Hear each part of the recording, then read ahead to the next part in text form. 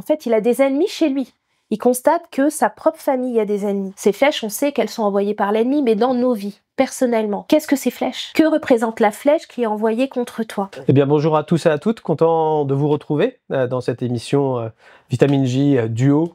Et encore aujourd'hui, on va méditer la parole de Dieu et puis méditer aujourd'hui avec mon épouse, Déborah. Voilà, bonjour Débo. Bonjour David, bonjour à tous. Donc aujourd'hui, c'est le psaume 3. Oui, c'est le psaume 3. Alors, je te laisse apporter ce que Dieu a mis sur ton cœur pour nous enseigner aujourd'hui. Merci. Merci à toi. Donc le psaume 3, je vais commencer la lecture. Ô Éternel, que mes ennemis sont nombreux, quelle multitude se lève contre moi. Combien qui disent à mon sujet plus de salut pour lui auprès de Dieu. Ce psaume, c'est David qui l'a écrit et il l'a écrit à un moment particulier de sa vie. Le contexte, il a des enfants de plusieurs femmes et il a un fils, Absalom, qui est reconnu pour sa beauté. Et ce fils, Absalom, a une sœur, Tamar. Et d'une autre femme, il a un fils qui s'appelle Amnon. Et Tamar se fait violer par son frère Amnon. À l'instant même où ce viol est commis, Absalom garde dans son cœur de la rancune, de l'amertume, de la colère contre son frère. Cette histoire n'est pas mise à la lumière, elle est cachée. Et Tamar repart de cette histoire blessée et elle a tout perdu en fait. Et David, en tant que roi, n'a pas accompli la justice dans sa propre famille. Donc ça, c'est le contexte. Ouais.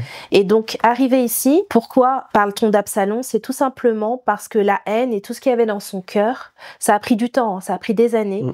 Et il est arrivé à manigancer pour pouvoir prendre la place de son père, le trône de David. Donc on arrive à un soulèvement et il prend la place de son père et donc David doit s'exiler avec sa suite et il laisse uniquement sur place ses concubines dans le palais. En fait, il a des ennemis chez lui. Il constate que sa propre famille a des ennemis. Et dans cet état des lieux, il crie encore à Dieu et il dit « Mais Seigneur, tu es avec moi ». C'est une situation difficile, une situation de souffrance, d'humiliation comme on peut en vivre nous aujourd'hui. Mais David lève ses yeux. Il lève ses yeux au-dessus de la situation, il lève ses yeux vers son Créateur. Il regarde à son Dieu. Et quand on dit regarder à son Dieu, c'est-à-dire qu'il remémore. Il a une intimité avec Dieu. Donc il remémore tout son passé et comment le Seigneur à chaque fois est intervenu dans sa vie. Amen. Et là il avance, il fuit en fait, il fuit son palais, il fuit son propre fils, mais il se rappelle pendant ce temps que Dieu est avec lui. Amen. Il connaît son Père et malgré la situation, il lui fait confiance. Psaume 103 verset 2 dit « Mon âme bénit l'Éternel et n'oublie aucun de ses bienfaits. » Amen. La force de David est donc dans son intimité avec Dieu. Dieu est son bouclier. Un bouclier, dans l'image que j'ai, bon là je vois plus Astérix et Obélix, mais c'est pareil. C'est l'image d'un bouclier, d'un grand bouclier, et il est derrière, et il se protège. Il avance, mais il est protégé, il avance quand même. Et ce bouclier sert à quoi? C'est un bouclier, c'est pour se protéger, c'est donc la défense. Donc il y a des flèches, il y a des choses qui sont envoyées contre David, mais lui il est réfugié derrière ce bouclier. Dans Éphésiens 6, verset 16, il est dit Paul nous parle également du bouclier de la foi par lequel nous n'avons pas à craindre les flèches enflammées du malin. Et ma question en fait, ces flèches on sait qu'elles sont envoyées par l'ennemi, mais dans nos vies, personnellement, qu'est-ce que ces flèches? Que représente la flèche qui est envoyée contre toi? Ces flèches peuvent atteindre différentes cibles, ça peut être notre santé physique, ça peut être notre âme, nos émotions, et ça peut être nos pensées. Face à ces attaques, je me dois de saisir par la foi les promesses de Dieu pour ma vie. Oui, je suis derrière ce bouclier, mais des fois, il arrive que les flèches nous touchent quand même. Tout à fait. Et quand les flèches nous touchent et qu'on est blessé, quelle réaction avoir ? Comment faire? Qui peut guérir mes blessures? Qui peut rétablir ce qui a été brisé en moi? C'est le Seigneur. Amen. Mais on a aussi notre part à faire. Notre part, c'est de saisir ses promesses par la foi, de les confesser et de s'attendre à Dieu. Tout à fait. Est-ce que David, tu pourrais donner un exemple de flèche, quelque chose de plus pratique, afin que tout le monde puisse comprendre où je veux en venir? Merci en tous les cas pour ce que tu dis. Ça me fait penser à l'histoire de Anne, en fait, dans l'Ancien Testament, que sûrement vous connaissez. Cette femme qui, la Bible nous dit qu'il y avait une Pénina, une femme qui était là avec des enfants, elle n'en avait pas. Et que sans arrêt, cette femme l'a mortifiée, en fait. Donc elle recevait des flèches sans arrêt à dire ouais, toi t'es stérile, t'es stérile, t'es stérile, t'es une mauvaise femme en fait. C'est ça qu'elle est en train de dire. Dieu t'a puni, Dieu t'a puni, Dieu t'a puni. La culpabilité, la honte. Il y avait plein de choses qui se passaient dans le cœur d'Anne et l'amertume a commencé à faire son effet, comme tu disais. Une flèche est entrée dans son cœur et puis elle a commencé à cultiver de l'amertume. Et elle aurait pu rester dans cet état-là, avoir un esprit de vengeance, à partir de la famille, tout abandonner, tout claquer, comme on dit. Et peut-être c'est ton cas, à dire moi j'ai envie de partir, j'ai envie de tout lâcher, tout abandonner. Mais le Seigneur te donne le conseil contraire. Et je voudrais vraiment te donner ce conseil en fait, de faire comme Anne. Anne, qu'est-ce qu'elle a fait? La Bible nous dit dans les Écritures, dans 1 Samuel chapitre 1, et surtout lire le verset 9, Anne se leva. Après que l'on eut mangé et bu à Silo, le sacrificateur Élie était assis sur un siège près d'un des poteaux du temple de l'Éternel, et l'amertume dans l'âme, elle pria l'Éternel et versa des pleurs. Amen. On voit que cette femme, elle se lève.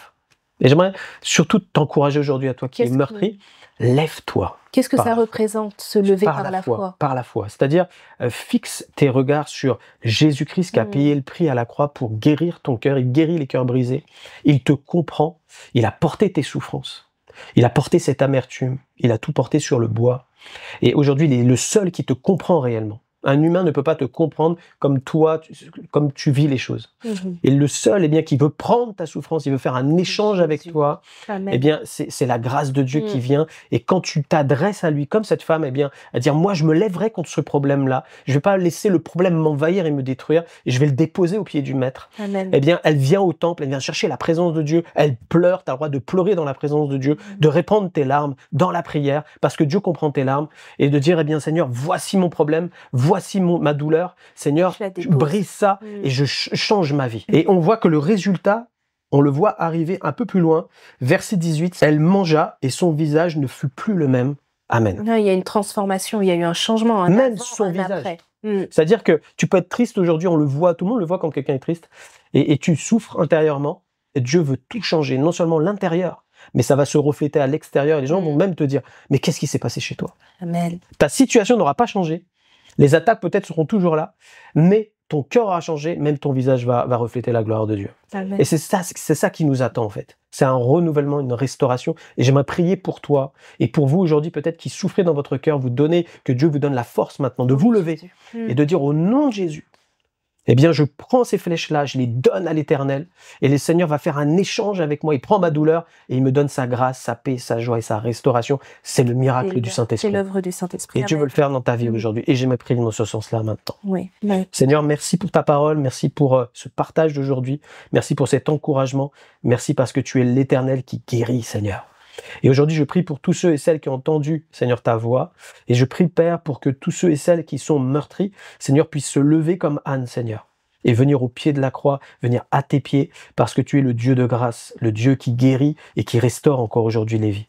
Merci, Seigneur, mon Dieu, parce que tu pardonnes, Seigneur. Tu pardonnes les péchés. Je prie, Père, pour tous ceux qui sont liés par l'amertume, qui puissent, Seigneur, déposer maintenant cette amertume, te demander pardon, se repentir, Seigneur, et que ta paix, ta joie, ton pardon viennent dans leur cœur, Seigneur, par la puissance du Saint-Esprit, et qu'ils vivent une vraie délivrance intérieure, que les blessures puissent être refermées, guéries, Seigneur, par le baume du Saint-Esprit. Père, merci d'inonder tes enfants qui écoutent aujourd'hui ta parole, parce que ta parole, elle est vivante et efficace, et elle vient, Seigneur mon Dieu, au cœur du problème. Seigneur, merci Seigneur, parce qu'aujourd'hui encore, c'est une journée de guérison, de délivrance, de restauration, de libération, Seigneur, de relèvement pour ceux qui écoutent et qui t'écoutent toi, Seigneur mon Dieu. Je les bénis en ton nom et je te loue d'avance pour ce qui va se passer dans leur vie maintenant. Amen. Gloire à toi, Seigneur. Amen. Amen. Ce partage se termine et merci à toi, David. Soyez bénis. Déborah. Et à bientôt. Que Dieu vous bénisse. À très bientôt.